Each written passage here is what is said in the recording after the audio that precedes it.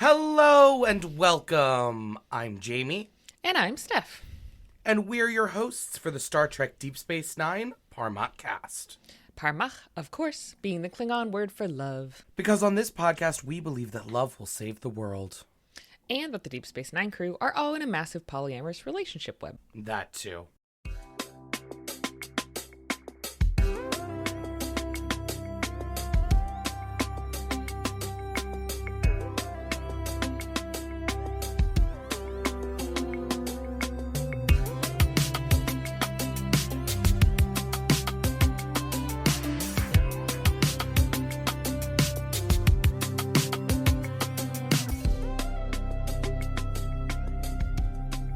Welcome back, all of you beautiful, beautiful Parmachis, to Season 2, Episode 18 of the Parmach cast. Hi, gang. How's it going? We've got a great show planned for y'all today. There's Cardassians, there's Ferengi, there's lost love, and boy, is there drama. It is quite a full episode today, gang. Gotta say. Mm-hmm. How are you doing, Steph? Pretty good. It's a long weekend, which is nice. Snoozy times over here in Fremont, California. Let's not undersell it. Long weekend, absolutely essential. Like, That's true. We were actually just discussing this off mic, and we feel it's important to say on mic as well. I am finally getting nearly, by the time you hear this, she shall be past the end of the school year, and my God, it cannot come quickly enough. I look forward to being in the moment you are in, listeners, where that will be my reality. We would love to get nonlinear with it right about now. Right about fucking now, yeah. But you know what? We're surviving. We're taking it minute by minute, hour by hour. These kids, they are testing me, but you know what? I am resolute. You are strong. You are strong, Jamie. At least for now. As and you of know today. what strengthens me? What gives me strength? What's that? The blood of Deep Space Nine. So real. So real. We are talking today about, as I said, Season 2, Episode 18, which is titled Profit and Loss, which kept throwing me for a loop because there is a infamously terrible episode of Deep Space Nine called Profit and Lace, and I kept seeing it and being like, wait, what? Oh, no. We're not there yet. That's not yet. But what did you think, Steph? What did you make of this not infamously terrible episode of Deep Space Nine? I enjoyed it very much. I think it was a good time. It's a tight episode. Yeah, I'll get more into it, as we go, but I enjoyed it. How about you? Yeah, you can't give up all the goods up front. Exactly. You gotta build up to it. Exactly. Yeah. I don't want to yuck anybody's yum, but I did not enjoy this episode. Really? Yeah, and I was pretty bummed about it because I was looking at like what we have left to go this season because we're getting down to it. We're quite close to the end already. Yeah. It's kind of crazy. And I was like, oh, I feel like these are all good. Like, I'm excited. Like, past a certain point, we're just going to have fun ones left. And then I sat down to watch this and was like, oh, this is what we remembered as a fun one, huh? So we have the reverse of last week where you were extremely about it. And I was like, yeah. I mean, I think it's hard. Like, you can only criticize this one so far because it's like any episode with Garrick in it, I am just like clapping like a baby at Cocomelon. Yes. That's Real. So like so, it's so not real. It definitely has its phenomenal moments. I'm not saying that, but I think ultimately the issue for me, and I will get into this more as we go through, but the spine of the episode felt like it was a little bit missing. The like what needed to like, the big pole in the middle of the circus tent that like everything else is attached For the big to. top. Yes. Yeah, yes. exactly. And I was The like, structural oh, okay. poles, yes. Now I I'm just covered in a blanket. That's not fun. I mean, that can be fun if it's what you're looking for, but it wasn't what we were looking for here. Yeah, no, that's a good disambiguation. You're right. I would actually like to be covered in a blanket right now, but for you listeners, I'm here in the studio instead. We are both upright, and you're welcome. You're welcome for our sacrifice. All right, well, what flavor of episode are we staring down the barrel of here, Captain Steph? I did not have one for this week. I wanted to say Quark gets audited just because this is a Quark-centric episode, but it's not actually that, I would say. It's not like shenanigans. It's not like a bunch of Ferengi. It's not like, comic relief time. Yeah, I wondered if we were going to have a knockdown drag out about that, because I, too, was like, it calls to it, it makes allusions to it, and yet... No Ferengi auditing takes place in the course of this not a episode. single audit to be found. Yeah, I agree. So... I think that the closest to what we have had previously would be our terrible hotel guests in space, in that the three of these folks show up and just cause problems on purpose for 44 minutes, as they do. But even more specifically, as we are getting deeper and deeper into the beautiful tapestry that is DS9, I think that we have a new flavor here, which is one that I'm going to call Keeping Up with the Cardassians, which is so good. When we're all just minding our own business and suddenly we're in the middle of everything Cardassia all the time. Somehow there's now Cardassian bullshit up in here. And it's our hero's problem to deal with it. Yeah, yes. I could think of nothing better to label this episode. It's a great one. It's a great one.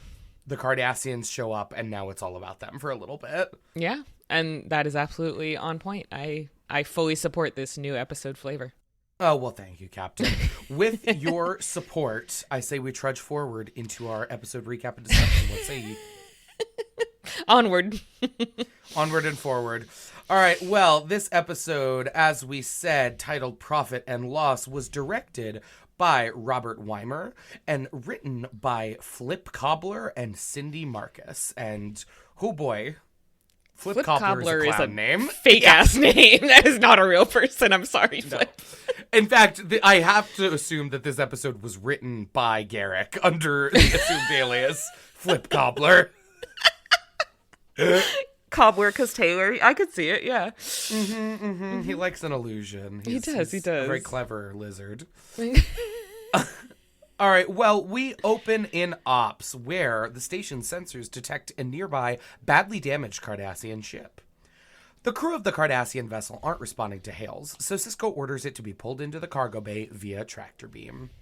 Cisco and O'Brien go to the cargo bay to meet the passengers, a Cardassian professor, Natima Lang, and her students, Relican and Hogue.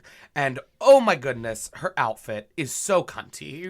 Cunty. We love an educator unafraid to stunt their cleavage, and I just love this for her. Also, my dad's wedding is coming up this weekend, and this whole past month I have been shopping for outfits, and as I have been doing so, the algorithm has been encouraging me to be my absolute craziest possible self by advertising me all these gorgeous, gorgeous outfits that only come in white. Do it. Fucking do it. I am not at the point of indulging my craziest possible impulses here, but this moment with Natima's gorgeous white outfit felt like an extension of that experience, where it's like, why must all the gods taunt me? Truly. Even the Deep Space Nine gods are taunting you. The prophets, if you will. Fucking prophets. Yeah, this is our first look at Cardassian cleavage, and 10 out of 10. I'm all about it. Sign me up. Yeah, the cleavage itself is good. I will say I could see why with the previous Cardassian outfits we've gotten, we had a higher neck. Because, oh boy, that thing looks like a tree trunk without the, like, you know. It makes sense because you need to, like, put on, like, the lizard gills or whatever the fuck they've got going on. Yeah, the whole scaly business, yeah. Every time I'm looking at her, I'm just like, oh my God, like, that neck is thick. Well, in classic Steph fashion, I'm into it. That's good. Yeah, you are really good at appreciating a little freak sexually, and I love that about you. That's so sweet. That's one of the nicest things someone's ever said to me. Oh, I love that. Yeah, that's exactly how I meant it. Well, Natima and her fabulous cleavage tell Ben and Miles that their ship was damaged in a meteor swarm and requests help with their repairs.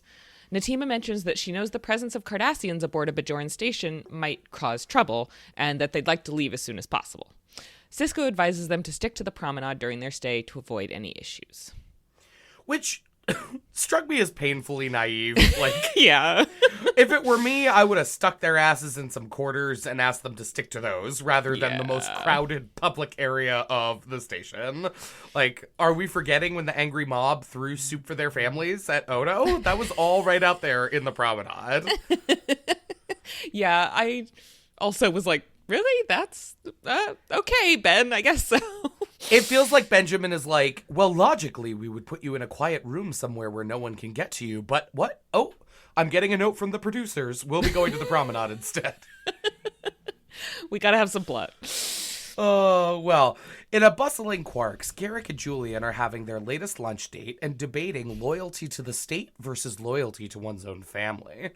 Garak is, somewhat unsurprisingly, of the opinion that individuals owe their loyalty to the state above all else. He sighs at Julian, telling the twink doctor that he wouldn't last 5 seconds on Cardassia. There's just this great little exchange here where Julian says to him, well, before you can be loyal to another, you must be loyal to yourself.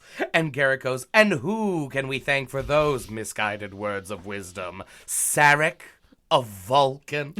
And Andy Robinson's delivery is so good. My God, Julian, he just called you a pointy-eared virgin. Like, it's just so funny to me. The two of them are just, I fucking love them always. Every second they're together adds years to my life. Literally. But rather than taking the bait, Julian turns things back on Garak, asking him if he would last 5 seconds on Cardassia. Alluding to the Taylor's alleged exile. As always, Garak smiles, dissembles, and says nothing. Or admits nothing. He's very good at that. Yeah. Over at the bar, Odo walks in to let Quark know that he's heard about him having obtained an illegal cloaking device. And we've got Odo says to him, I heard an interesting rumor today. And Quark goes, only one? I started at least 12. Cackling out loud. These two are so fucking good together. Same. I literally lulled at that line. I just love them. More pairs that we just absolutely adore here on our station. Mm-hmm. Quark dismisses Odo's suspicions, but Odo simultaneously warns and psychosexually threatens him that, as always, he'll be there to catch Quark if he's up to anything nefarious. And Odo fully hooks a finger in Quark's collar and pulls him closer to him across the bar so they're like face to face to threaten him. And I'm like, is this allowed? Is this allowed? I think not only is it allowed, it's required. That's it like is the standard operating procedure for DS9. Well, just then, Natima and her students walk by the bar and Quark spots them. Shoving everyone in the place aside, he runs to Natima and greets her excitedly. She responds by slapping Quark across the face, telling him that she told him never to speak to her again. We don't know what it's about yet, but I'm like 100% girl. Yes, slap that little goblin man. Yeah, it's like whatever that is, absolutely fair. She's just go ahead. Hit him again. Natima and her students continue on, and Odo emerges from the bar to see what the commotion is about. Handing Odo the liquor bottle he'd been holding, Quark tells him, "This is the happiest day of my life," and runs after Natima. Yeah, and Odo is left confused, holding a bottle of grenadine as we head into our theme song. Also, that's how you know it's going to be a good soap opera episode when we get a face slap even before the opening credits. We're going big, baby. Exactly. Well, Quark continues to follow after Natima, despite her telling him that she wants nothing to do with him anymore. Quark changes tactics and steers Hogue and Raquelin into the bar, pulling Natima along with them. And there's this little fucking jogging that he does here that is so he's just so excited, and it's like his body language, he's like a little toddler. It's hysterical. Also, Quark asks the students what Natima teaches them, and they're like, political ethics. And she's like, hey, want to shut the fuck up? Which is just like a nice little foreshadowing. She's like, not in public. Not right now. Shush, shush, shush, shush. Shush, shush, shush, shush, shush. Inside, Quark pours her a Sumerian sunset, her old favorite drink, as Odo asks him who exactly Natima is. And I love that here Odo hands back the bottle of grenadine that he was apparently holding this whole time. He didn't put it down. Just a fun little detail. Quark tells Odo Natima used to work on the station as a correspondent for the Cardassian Information Service. Digging further, Quark tells Odo it's none of his business, but can't resist telling him, if you have to know, I was the love of her life. To which Odo goes, must have been some life.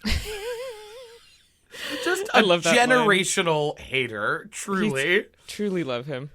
Oh, well, Quark brings Natima a drink on the house, but tells Hogue and Raquel that if they want drinks, they can go to the bar. Once they're alone, Quark tries his best to rekindle their old flame, but Natima continues to rebuff him.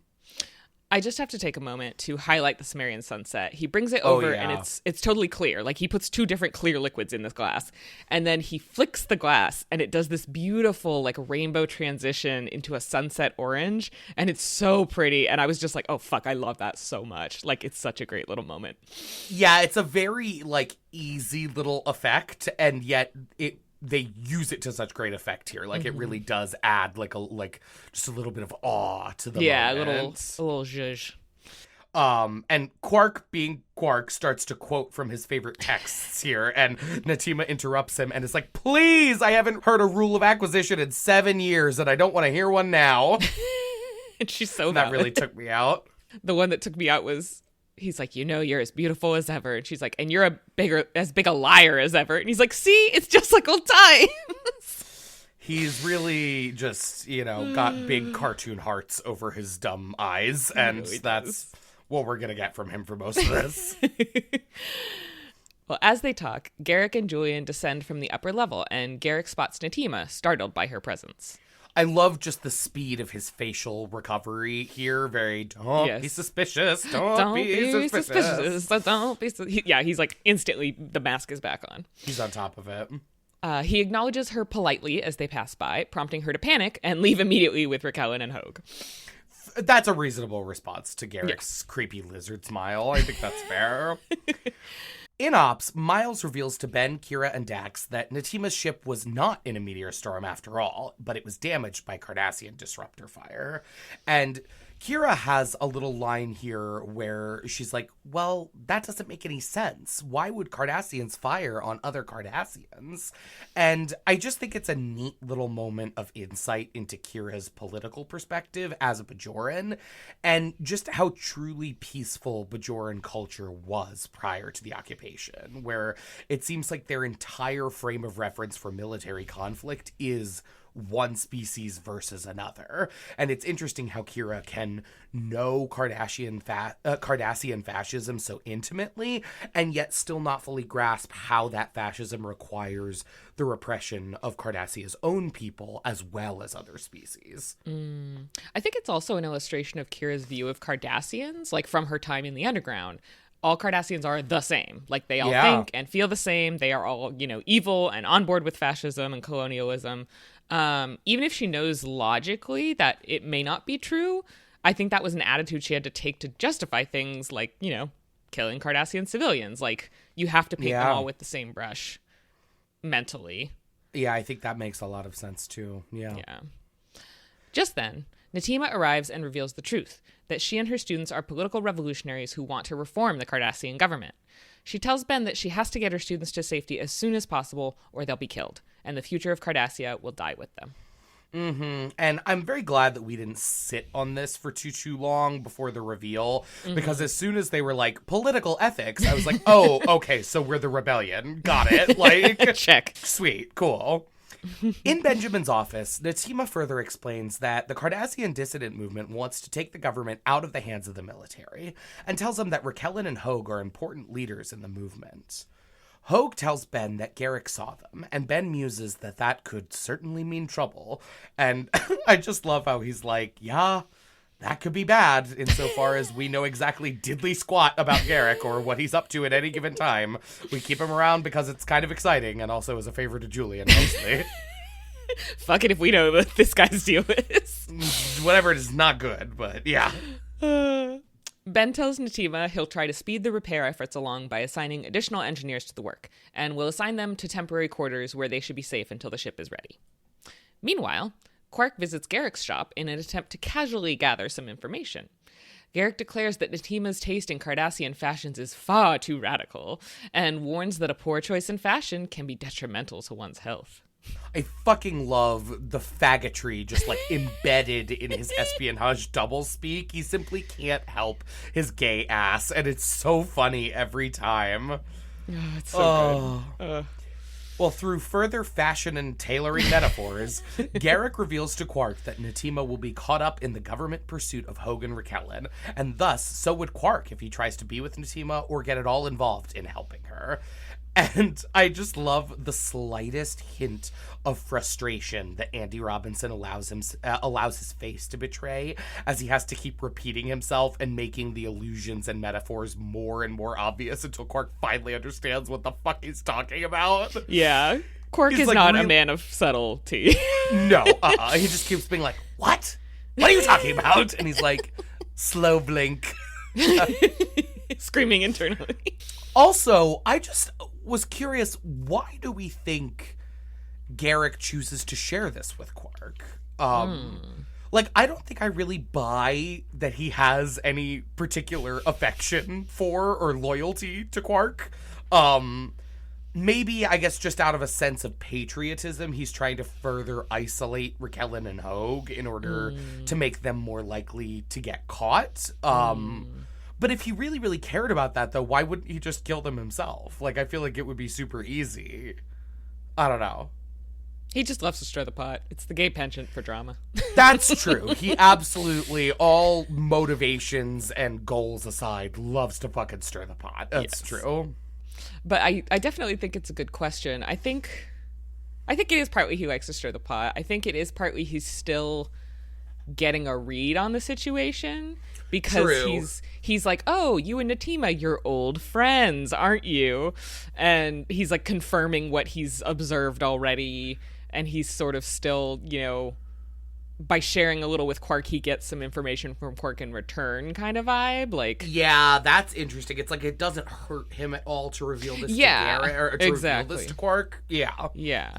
Because we don't know Garrick's deal yet. As it generally, like, yeah, I was thinking that is very interesting to sort of consider his motivations when you consider the fact that so much of the character hasn't really been established yet. And so, like, at this point, what might the writers think is a motivation that would make sense for this guy who, like, you know, we have a lot of preconceived notions about him because we've both watched the show all the way through. Yeah. But at this point, even the writers had very little to go off of in terms of, like, who this guy is supposed to be exactly. Yeah. I'm going for the gay penchant for drama. That's my official reason. Someone should give Garrick, like, a theater club for youths to run. He'd be so good at that. Kind of a birdcage type situation. Precisely. This episode just has so many good lines. I want to write them all down. But there's at the end of the conversation, Quark's like, if anyone tries to harm her, they're going to have to deal with me. And Garrick's like, and what are you going to do? Shortchange them at the Dabo table? Just such a barb-tongued faggot. Oh my god. The barbediest, the tonguiest, the faggotiest. Tonguiest is wild. All right. Leaving Garrick's, Quark goes to Natima's quarters and professes his love for her, telling her he'll do anything for them to be together.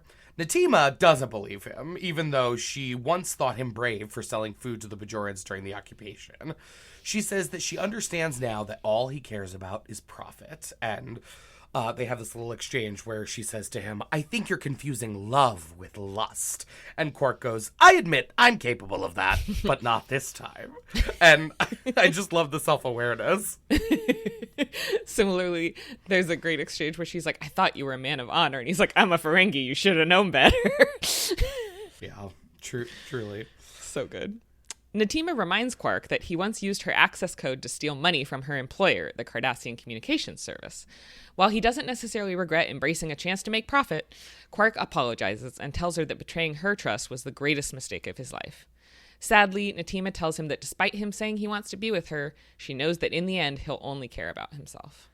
Yeah, and I just had to note here that I think these two actually do have really good chemistry. It is Very, very strange, granted, but it works somehow, especially here. This sort of like the tension between them where they both, you could tell they both want more out of this relationship, but, you know, Natima has sort of gotten to the point where she's accepted that what she might want is not something that is on the table, you know? Not something Quark can actually give.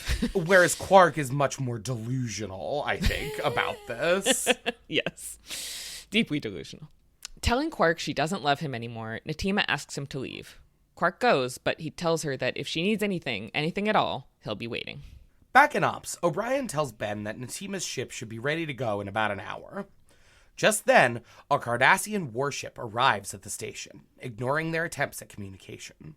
The warship targets the station with its weapons, and Ben orders the station's shields up. Just then, who should arrive in Ops but Mr. Garrick, who tells Benjamin, "I think we should talk." And this just fucking killed me. Garrick has been so bored on this dumb station and is having so much fun just being involved in this plot. Again, put a lock on the ops floor, guys. Like, require a password for that button or something. You're still just letting anyone walk into ops. But then how would all of our extra friends get in to visit us? Lord. It's a very important part of the DS9 ecosystem. It's enrichment in their enclosure. Right. In Ben's office, Garrick explains that Cardassian Central Command wants Hogue and Raquelin returned to Cardassia immediately. Garrick calls the students terrorists, but quickly pivots to saying they're not truly dangerous to Cardassia, rather merely annoying. God, Garrick is so good. I love how he uses his knowledge of Federation policy in how he structures his argument to Ben. Like, he's talking about wanting to keep the Federation out of this insignificant and entirely internal affair. Nothing to do with you. He's like, I've read the fucking handbooks, Benjamin. Come on now. Sisko tells Garrick that his involvement in this whole thing as a middleman seems to confirm what he has long suspected, that the Cardassian is no simple tailor. Garrick lets out a big belly laugh and tells Ben that's another discussion entirely.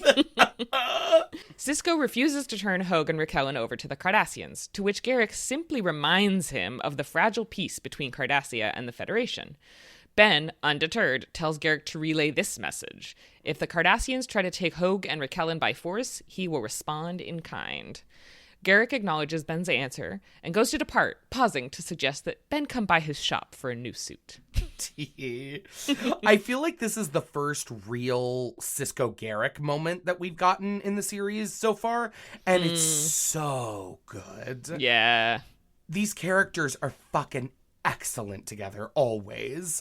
I feel like Andy Robinson as Garrick is one of the few that can really, really match Avery Brooks's commanding energy as Sisko and even sort of diffuse it a bit without even seeming like he's trying. Like, truly, they are always so fascinating to watch together. I love this scene. I love this pairing. Yeah, 100%. I love the two of them together so much. Andy Robinson, I think, you mentioned like diffusing it. It's like Garrick has faced down scarier people than Ben Sisko. And It's like, you get that. He's like, oh, you're doing your best, like, Starfleet commander bit, but like, I'm not ruffled by it. Like, I'm not even, worried about it. Not ruffled, but I think also each time, like, he has faced down scarier people than Sisko for sure, but I think he also tends to walk into those interactions preparing to sort of deal with, like, middle management hotel stuff in space, and then gets, like, a much more serious and competent individual than he expected. And, like, there is sort of a, all right, okay, that is fun there. Yeah, you're right. Yeah, it's just so good. The two of them are excellent. Later, Quark approaches Hogue and Raquelin in the bar with 2 mugs of Kanar, this time on the house. He tries to sit down with them, but they tell him that Natima has warned them that Quark is not to be trusted and not to talk to him. And he goes, I have to say that I find your loyalty to her extremely touching. Armin is just doing so good this episode. It's great. Great showcase for Armin. He's so funny. Quark manages to get them talking, however, by mentioning that he's the only person who could possibly get them off the station in one piece, with a cloaking device he just happens to have. And just before he tells them about the cloak, Quark pauses and then starts, like, rapping his knuckles on the table and the overhead lamp and, like, tastes a little bit of the Kanar from the mugs. And it's such a funny beat with the two Cardassians being like, what the fuck is happening right now? But little do they know that Quark is the smart one and they are the fools, because you always gotta check for goo. This entire bit he knows what he's doing. Funny. So funny. Like, we as the audience know what he's doing, but the two of them are just like, what the ever-loving fuck is wrong with this guy? It's perfect. No notes. Quark tells them that he'll give them the device on the condition that they convince Natima to stay behind on the station with him. Yeah, and I do think it's interesting how, even though he absolutely is being a manipulative little troll here, he does actually give up an opportunity to get paid cash money for this in exchange for them convincing Natima to stay. And it's just a very different side of Quark from what we've seen for the most part. And an interesting reminder that even though Quark often serves as the embodiment of the Ferengi species on our show, within the context of his culture, he's actually a quite non-traditional Ferengi in a lot of ways. That's true. I do think at the same time, he's still here for selfish reasons. Like, he's still looking out for his own interests in true Quark fashion. Yeah, no, that is very, very true, for sure. And in many ways, he does embody a lot of the Ferengi archetype. But I just think it's interesting how, like, you know, it's easy to forget because he is the main voice of the species in our show that, like, there are a lot of things about him that strike a discordant note with the cultural expectations of, you know, Ferenginar. And I think that is, like... Yeah, true. That it just struck me as interesting that, like, you know, ultimately he is more interested in a relationship with this woman than he is making money. And I think it makes sense. He's had a lot of time to have regret about it, right? Yeah, for sure. But yeah. Later, Quark comes to the rebels' quarters with the device, where Natima is waiting for him. She tries to reason with him, telling him that if he really loves her, he'll give her the cloaking device and let her go. Quark refuses, desperate to not lose her again. At the end of her patience, Natima pulls a phaser from a drawer and aims it at Quark, demanding the device. Quark believes she's bluffing and tells her to shoot. And to both their surprise, she does. And Quark goes tumbling over the couch. Natima rushes to his side, apologizing and explaining she's never fired a phaser before and didn't mean to shoot. She'd only barely touched the trigger. She admits she still loves him, and the two kiss passionately. Yeah, that was rather abrupt, but all right. Super abrupt. Yeah, in all seriousness, I do get that they spend the whole episode so far building this up to some extent, and there absolutely has been tension between them, but I don't know, Natima has also been so resolute in her lack of interest that, I don't know, it didn't really work for me that Quark getting injured was all that it took to get this reaction from her. Like, I think maybe if he had done something truly selfless here, even something small, that might have worked better, but I don't know that I buy it as staged. I agree, and especially because we don't know why she fell in love with Quark in the first place. Like, yes. From what we know about Quark, he's lovable in the, like, that terrible little guy sort of way. Right. Not in, like, this is a man who has admirable qualities kind of way. Like, yeah. So it is... just him getting injured, like, it's not something, like you said, like, he does something selfless and it's like, oh, this is why I fell in love with you in the first place kind of thing. Right. Like, yeah, your comment about, you know, like, he's lovable in the terrible little guy kind of way, it makes me almost wonder, like, maybe, I mean, I don't know what Natima's life has looked like, you know, but I wonder if maybe this is, like, her first... like intimate friendship with a non-Cardassian man, and she's like, wow, by comparison he's pretty great.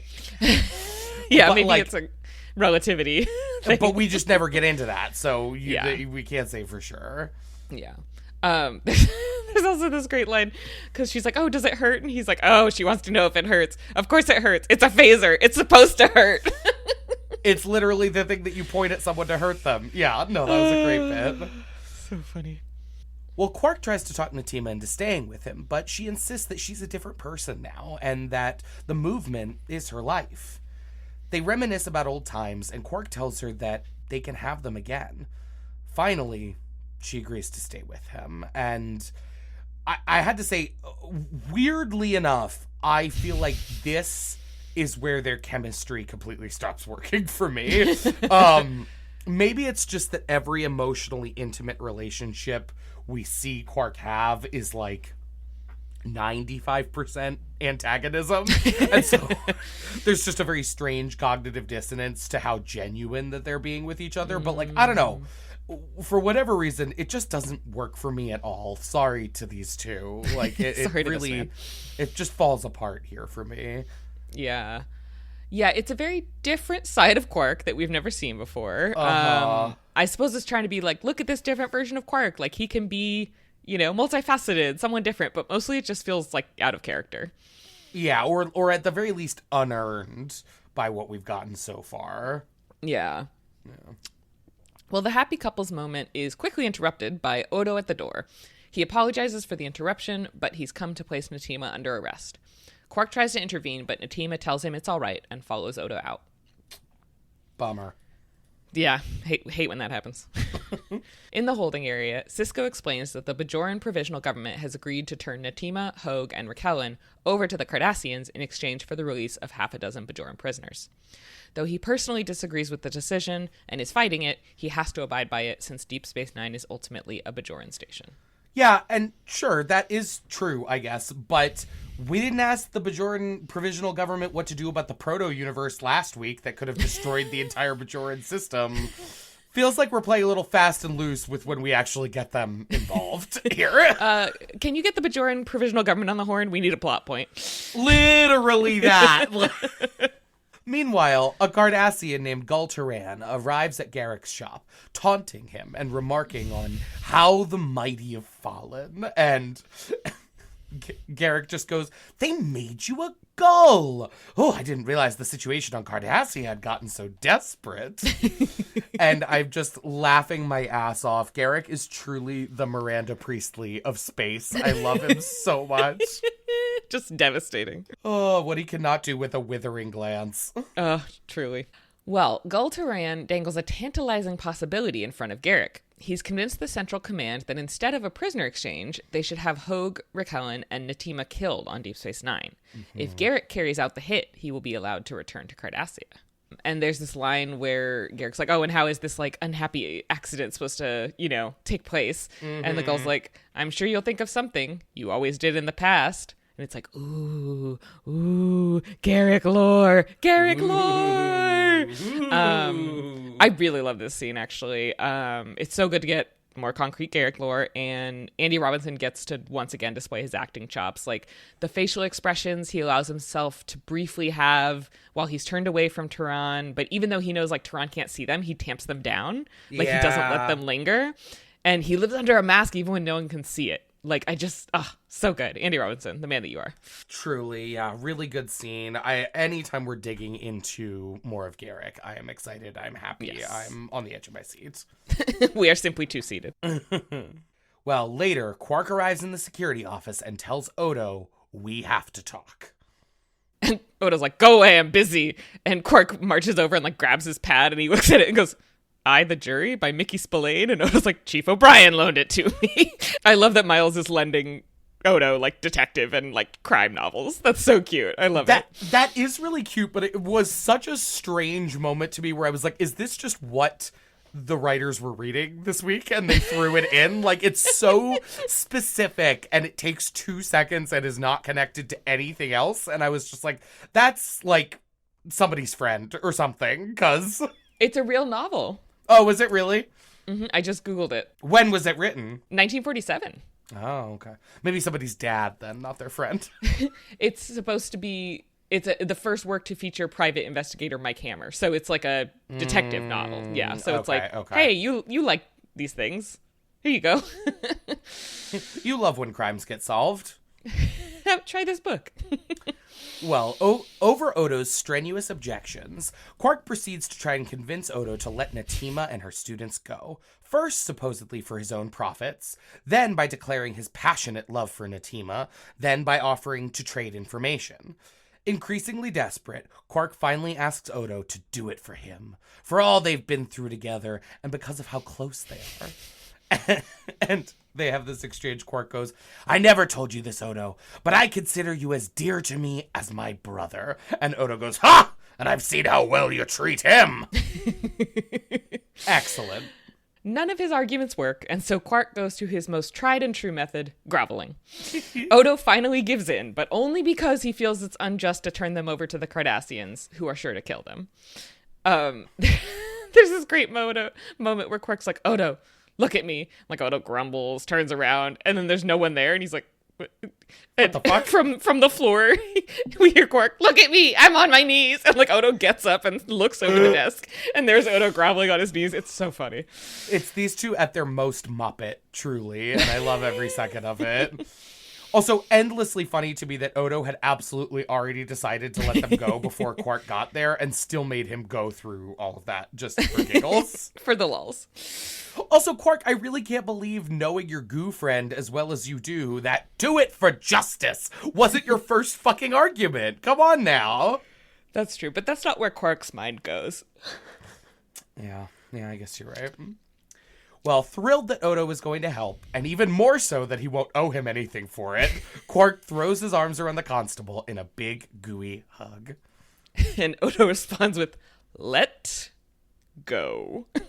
And then one of my favorite little bits in this episode here, on their way out the door, Odo was like, one question. How do you expect Raquelin and Hogue to get past that warship? And Quark just flashes him a big, toothy grin, and Odo was like, uh-huh, I knew you had a cloaking device. This scene really illustrates what we were saying about the other scene. Like, there is so much chemistry here. Like, you could run a generator on it. Yeah, and you should not light a match in that room. Like, no, and it just disappeared with Natima after they stopped fighting. Like, But here it's just like, yeah, you could cut it with a knife. It's wild. Quark needs conflict to get his dick hard. It's not that complicated. Well, Odo and Quark free Natima and her students from the holding cells, and Quark leads them to the airlock. Unfortunately, they're greeted there by Garrick, phaser in hand. And Quark goes to raise his phaser at Garrick, and Garrick, the devil in Prada that he is, goes, don't. I'd hate to ruin such a nice suit. And the fucking face that he makes this moment absolutely sent me. He is everything to me. Quark and Natima try to reason with him, but he says he's not there to debate them, and that unfortunately he now has to kill Natima, her students, and Quark. And Quark goes, you mean you're gonna shoot me too? And the way that he says this with such an aw man inflection is just really so fucking funny. Aw, you're really gonna shoot me too? It's very swiper, no swiping. Well, before Garrick could do so, Gul Turan appears, saying that he suspected that living amongst the Bajorans for 2 years would have made Garrick soft. And he's like, I could see that I was right. And Garrick goes, you've never been right about anything. There's just so many good lines in this episode. It's ridiculous. Oh, Garrick is simply the best character. Turan disarms Garrick, deciding to kill the rebels himself. Garrick asks if this was to ensure he remained in disgrace, but Turan laughs at him and asks whether he really believed completing one simple task would restore his standing with the Central Command. Yeah, and this is maybe my favorite beat in the entire episode. It's so fucking rich and meaty. I take this to mean, although I think it's deliberately a bit vague, that there was never any offer on the table for Garrick's amnesty. I think Turan was assigned to kill the rebels by Central Command and decided to fuck with Garrick and to make his own life easier by getting Garrick to do the hit for him. And Garrick, who normally it would be fucking impossible to pull something like this on, fell for it because of how badly he wanted to believe it was possible for him to go home. And Garrick is so fucking pissed when he realizes that he got played. Like, his face has never been more frozen in doll-like horror smile than in that moment. And the best part is he's not even angry at Gul Turan. He's furious with himself. It's so good. Yeah, great moment. Well, As Gul Turan prepares to shoot Raquelin, Garrick pulls a hidden second phaser from somewhere and vaporizes Turan instead. and Garrick just goes, well, some people should never be promoted. And I just think, God, when eventually Julian introduces Garrick to Oscar Wilde, he's going to be fucking obsessed. Oh my God, you're so right. Also, we have another incident of get second gunned, idiot. Oh, you think you beat me? You think you took my gun? Second gun, second idiot. gun, idiot. Obsidian Order standard issue. Hogan and Raquelin hurry aboard their ship, and Quark tries one final time to convince Natima to stay with him. She tells him that they'll meet again someday when her work is done. And he goes, so all I have to do to get you back is wait until Cardassia becomes a free and democratic society? Womp womp. Saws, bud. Stroking his ears, she tells him she'll make it worth the wait, and they kiss goodbye.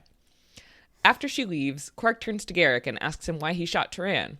In answer, Garrick asks Quark why he let Natima go. Quark tells him, I had no choice. I love her. And I love Cardassia, which is why I had to do what I did, Garrick tells him. Quark says he doesn't understand, and as they depart together for the promenade, Garrick responds, that's the thing about love. No one really understands it, do they? And then we roll credits. That feels very just like we got to tie this all up in some way that, like, I don't know, brings everything together, and that's our best shot at it, I guess. Yeah. That was what we were trying for. And again, it's Garrick, so I'm just like, yay! Woo! Whatever. But oh my goodness. I think that is the fastest that we've gotten through the recap in a hot minute. That was really quick, which is interesting because there's a lot going on in this episode. But I think that part of it is just that there is so much dialogue in this episode. So, like, describing the events of what happened doesn't actually take as long as you might think. That's true. But yeah, it's definitely struck me. Well, shall we mosey on over to final analysis? Yeah, let's do it. Let's get into it. Let's do it. Let's get into the dirt and mud wrestle. I really enjoyed this episode. Like I said at the start, this is partly because, to spoil behind the scenes a little bit, it's heavily based on one of my all-time favorite movies, Casablanca, the 1942 classic. Right. Have you seen Casablanca?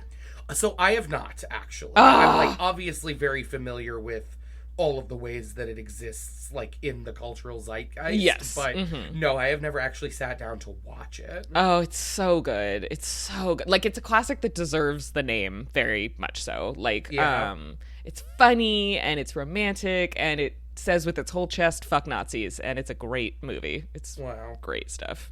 You should watch it. What's not to love from there, yeah. I mean, I'm saying. But yeah, all the little references and nods very much make my brain go brr. So I'm, like, already kind of biased to enjoy the episode. Yeah, that makes sense, and I don't begrudge you that. Thank you. I also think it's a very solid episode, like, tight pacing. It's an interesting plot with various characters and, you know, their motivations in play. And I love getting a more expansive view of Cardassia and Cardassians, as well as more of Garrick's background. So I really enjoy all those things. Yeah, that's fair. I do think that it's a bit out of character for Quark in some ways. But in another way, I really like that. I don't know. It gives Quark some more expansiveness and, like, some nuance, too. That he's capable of, like, truly loving someone else. Not completely unselfishly, but close. And not just being comic relief, which is what he often gets relegated to. Not that he's not... I mean, Armin Shimmerman is exceptionally funny, so, like, it's a good role for him, but it is a good reminder that, like, even if you're just there for comic relief, you want a character to have interiority that is more complex than that. Yeah. Exactly. Yeah. I do still kind of struggle with how or why anyone would find him lovable, but hey, weirder and more awful people have had love, so who am I to say? I guess that's very true. You're right. I mean... Yeah. But yeah, what about you, Jamie? I love that you loved this episode. I really wanted to love this episode, and I was, I think, quite surprised by how much I did not. all the Cardassian, like, political intrigue stuff was very compelling. And obviously, every time Garrick is on screen, my brain is just going... But I don't know. Sadly, the majority of the weight of this episode, it felt like falls on the load-bearing love story between Quark and Natima. And unfortunately, I just don't think it was up to the task of bearing that load. You know, maybe this is just 2026 me, like, expecting or hoping for too much out of a 1994 love story, or even, you know, a Star Trek one-episode romance plot generally.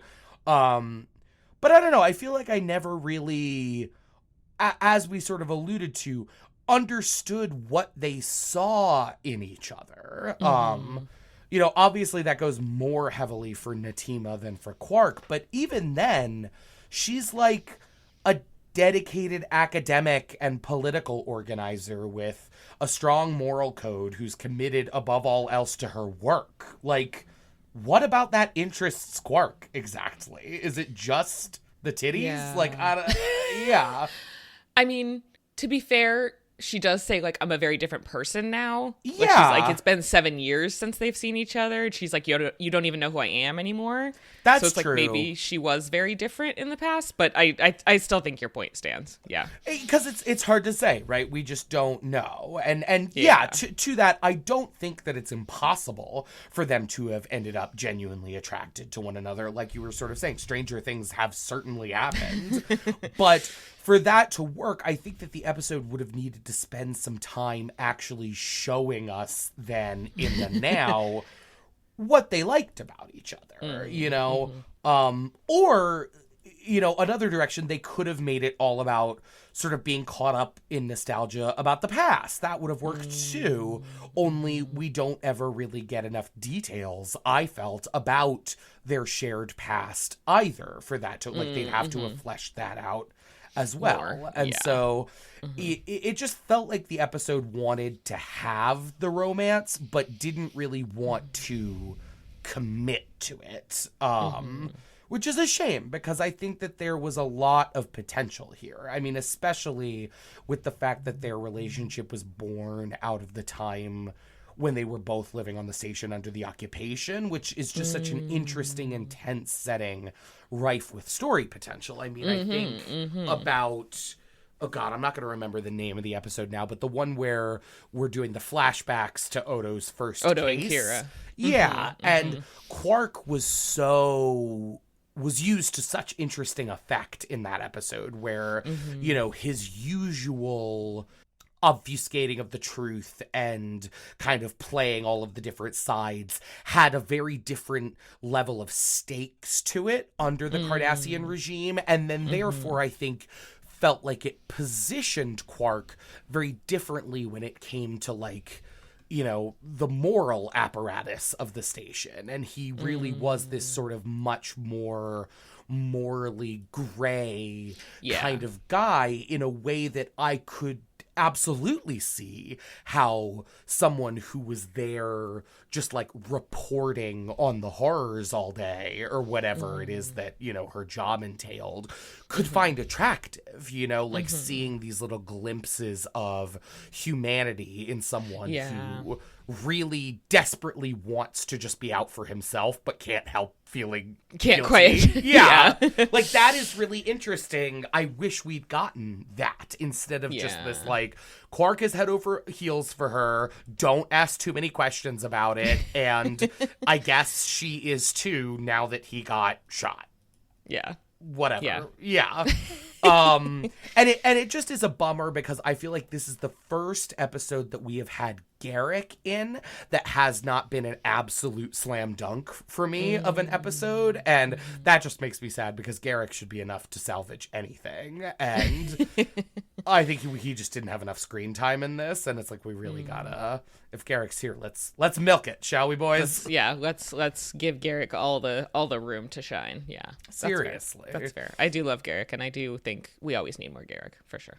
And I think even, you know, more than just like what is going on with their relationship, I think this episode doesn't really do what I would like it to do for Natima. I think ultimately, sadly, she's not much of a character in this episode. Yeah. And that's a bummer for a lot of reasons. I think the one that I am like sort of feeling the most strongly right now is just that like, again, we've mentioned this before, but we haven't, at least up until this point, gotten a lot of diversity in the Cardassians that we meet. And these three are by far the most radical departure from what we're used to with, you know, the Cardassians. And what a waste to not really spend any time with them about like how they got to this point, like what their story what radicalized them. What their motivations have become, like how they even met each other and things like that, you know. So this episode ultimately sets up a lot that is interesting in terms of the Cardassian dissident movement, and we'll get more of that fleshed out later in a way that, you know, wouldn't have happened if this wasn't set up here. So I'm grateful that we got it, but I think we could have used a stronger launch pad, if that makes sense, for some of these ideas. Yeah, I do think it's hard to fit all of these things into one episode, for sure. Very true. Very true. So yeah, could we have had it be a separate episode about that? Yeah, because like I think just thinking about like, okay, we're gonna make an episode that's like Casablanca as like a starting place.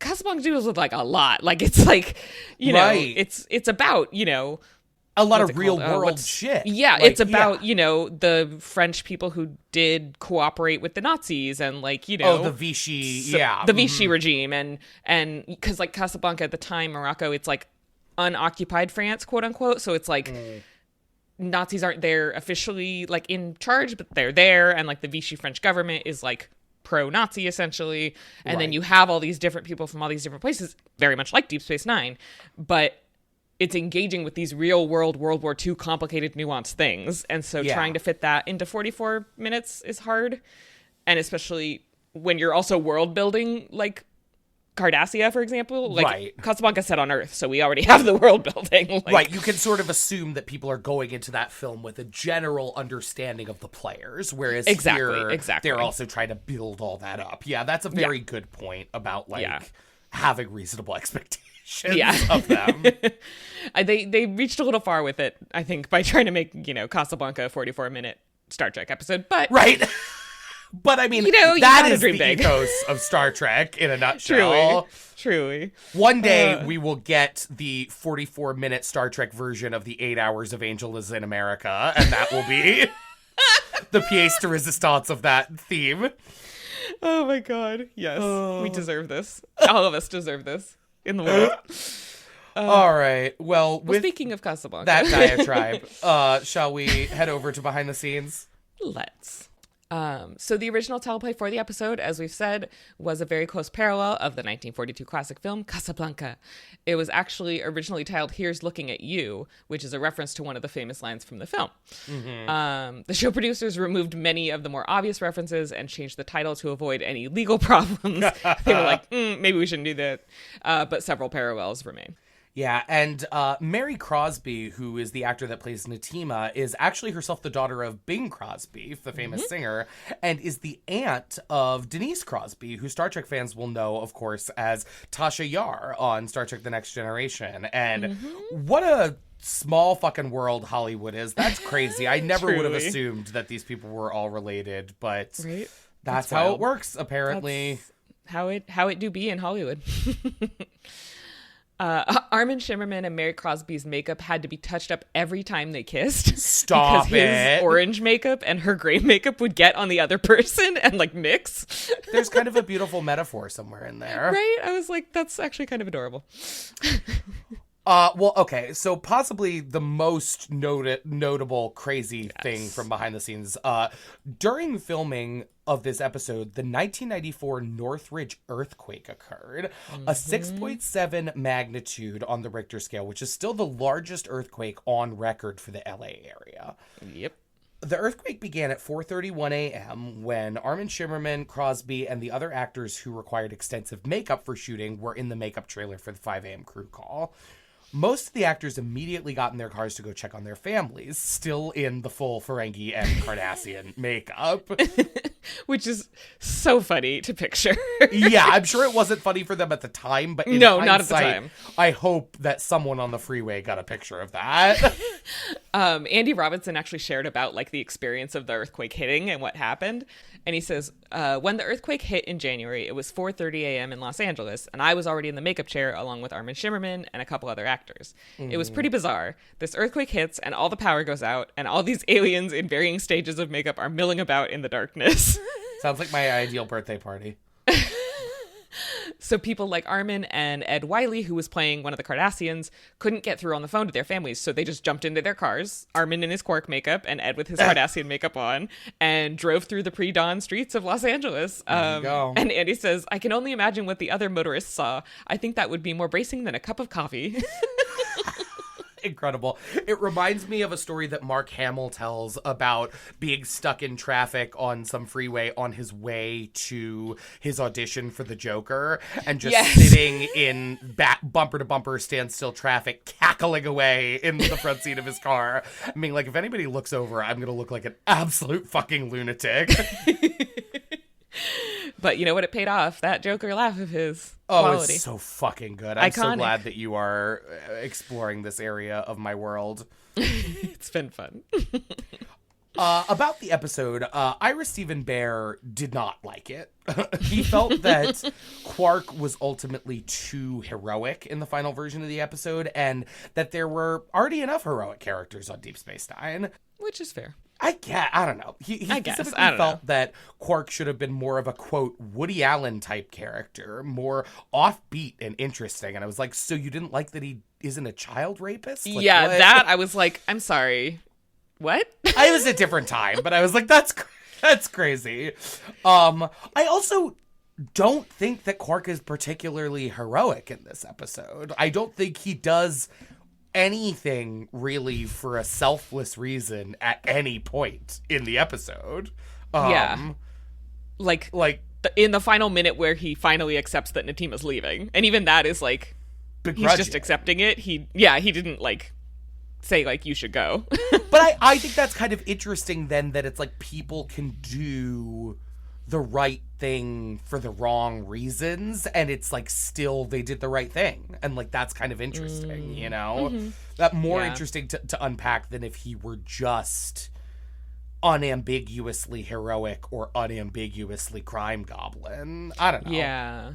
Also, like, you know, the idea of like a Woody Allen character is he's always kind of like a loser nerd looking guy who like has these beautiful women as partners, like, and I'm like, so the whole romance is supposed to be the backbone of the episode, but you wanted it to not make sense.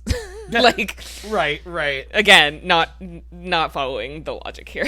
Yeah, Ira, we're gonna have to disagree with you on this one. Sorry. But Michael Pillar did agree that he also didn't like the episode. He felt this was one of the disappointing episodes for the season for him. Which I can understand. I mean, obviously I said it wasn't like a favorite of mine, but I do feel like we've had much worse episodes this season. I mean... Yeah, I'm like, this is not the worst. There was a stretch around, like, the low teens where... Or, like, you know, like, it was just... I remember Future Sight or whatever the fuck that was. Yeah, Second Sight. Second Sight, yeah. Like, come on now. Let's be realistic about how we're ranking these. Because, like, Garrick was in this one. Come on. Yeah, so that's already, yeah. Whatever. All right, let's head over now to our design corner, shall we? We talk about, meander. You know, sets, costumes, sounds, all the production design elements, all the fun stuff. All the good stuff. Well, you mentioned this at the beginning, Jamie, but Natima's dress. I sure did. It's a winner. Good. So good. It felt very like Mon Mothma in a way that I enjoyed for her as this like in hiding rebel leader.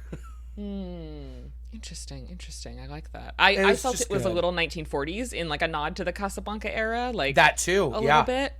which I liked. Yeah, of course. Yeah, absolutely. She looks good in white. It brings out the gray of her scales. Of her tree trunk neck. Exactly. I talked about this already, but the Sumerian sunset, I loved that little moment. It was so pretty. It was just a small thing, but I think it really, I don't know. I love when a drink does a fancy color thing, and they did that, and I enjoyed that. Absolutely. And it's always, it's fun to give Quark, like, a little party trick like that. Yes, and, his little bartendery, like. Yeah, it's just, it's a good use of prop to accentuate the performance that is being given.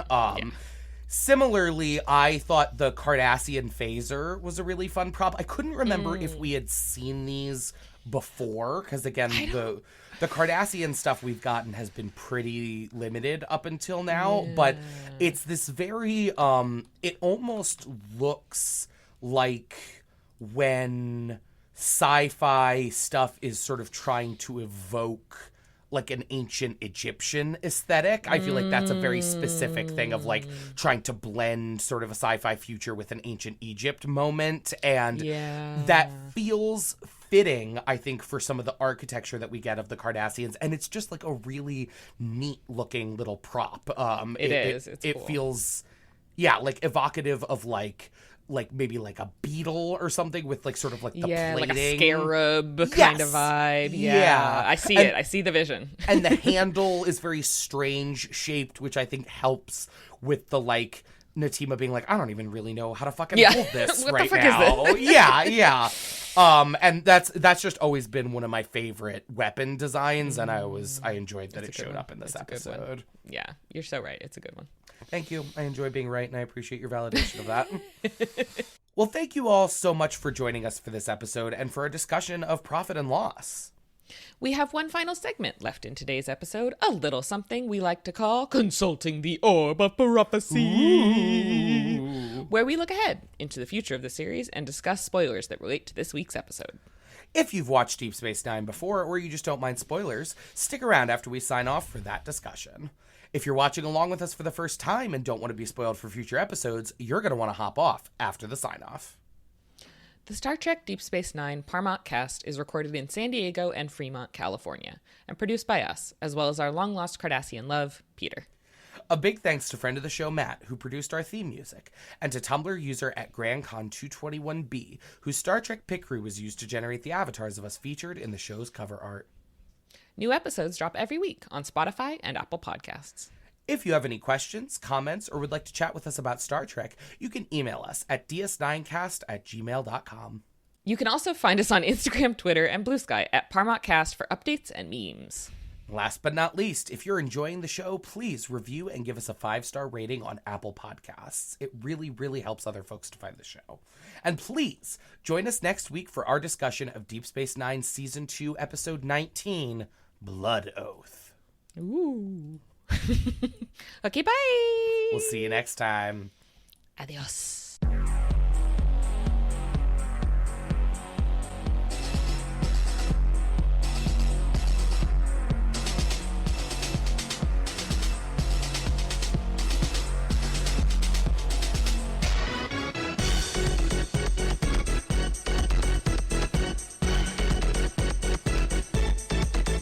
Hello, everyone, and welcome to the Nonlinear Woo-Woo Zone.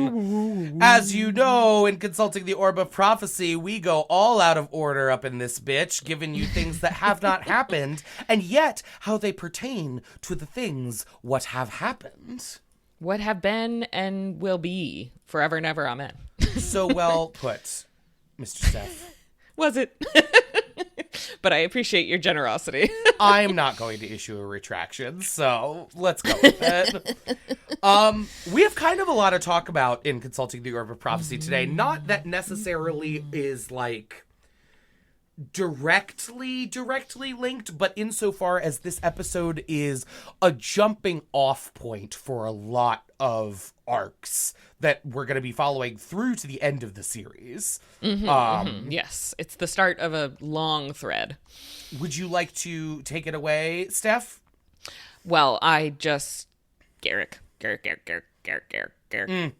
I love him. Garrett. Garrick. He's such a great character. I love the journey he goes on, the moral complexity of him. His whole thing. I love Garrick. He's just great. Yeah, and it does feel like this episode is sort of gearing us up for the more heightened role that he is going to have. Yeah. Yes. It's giving us just a little teaser of like, okay, he's clearly done assassinations before. We have confirmed he is in exile from Cardassia, as we suspected, as Julian has suspected. It sort of gives us enough to like integrate him into being part of the status quo, as opposed to like a recurring guest character, which he's been. Yes, exactly. Yeah. So that is just so fun, and I'm so excited for everything we get with Garrick. Agreed. I also had, for talking about Garrick, just thinking about the fact that this is coming up very soon in another episode that we get this season.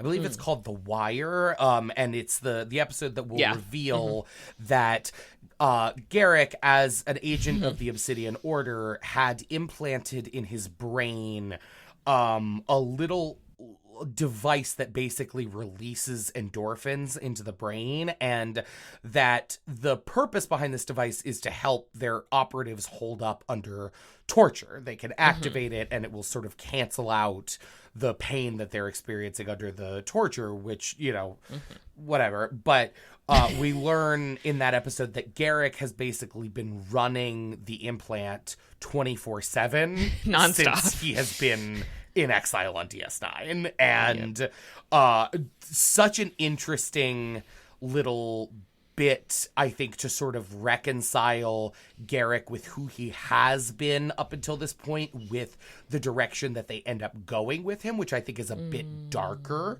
than some of what we've gotten up until this point, and just the like, oh yeah, he's drugged out of his fucking mind. Like, he's just like spent the last year like wandering around looking for twink shoulders to touch in the Replimat. Because he's high as a kite. Yeah, and so like no wonder he's got that big scary fucking smile on all the time. He just keeps hitting the morphine drip button like a rat with the feeder bar. Truly. So I thought that was just like particularly noticeable in this episode, where it's like, remember as you're watching that he is high the whole time. Yes. And that's a beautiful thing. For Garrick, sort of.